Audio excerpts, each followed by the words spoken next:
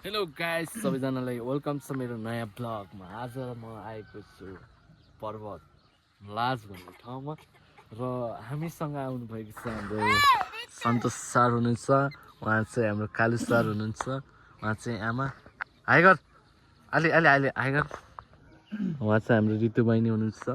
अनि हामी चाहिँ अहिले गाउँबारीमा आएका छौँ। अनि यो चाहिँ लसुनको खेती केराउ फले अनि म चाहिँ यहाँ यसो छानबिन गर्दैछु, केराउको छानबिन गर्दैछु गाइस। अलि फले कसको हो त? हाम्रो बारी कुन हो?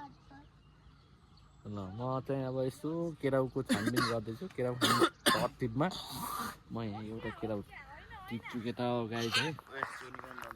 यो चाहिँ चोर्ने काम राम्रो होइन, तर केराउ चोर्ने काम चाहिँ राम्रो हो गाइस।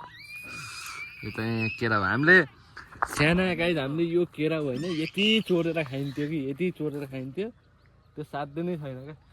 जान्छ टाढा आउनु, म यता आउँछु है। आउनु के भयो त कालो औ केही नि हुन्न क्या। हामी यस्तो साइडबाट हिँड्दिउँ न बाटो है।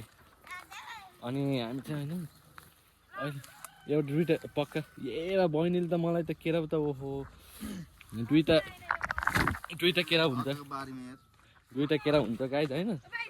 दुईटा केराउ हुन्छ, दुईटा केराउमा चाहिँ कालु आऊ, दुईटा केराउ हुन्छ, एउटा बिकासी केराउ एउटा लोकल केराउ। मलाई चाहिँ बिकासी केराउ भन्दा लोकल केराउ मनपर्छ।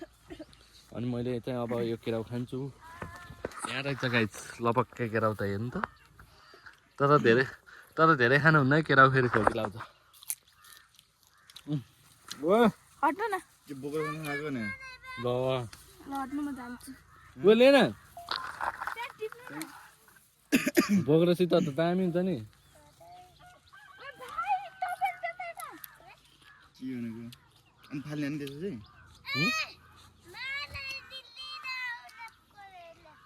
म काले भाइलाई लिएर आउँछु है, काले भाइलाई लिएर आउँछु अब म मेरो कालुलाई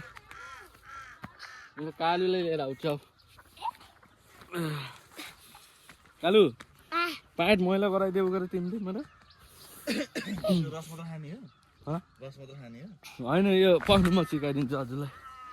ल झर त लाउने यहाँ क्यामेरा होइन यताबाट आयो। यो केराउ होइन त्यस्तो नगर्नु, यस्तो गर्नु गाइस। यो केराउ छ नि यो केराउ चाहिँ यस्तरी खोल्छ भने जिनो छ भने खोल्छ र हामी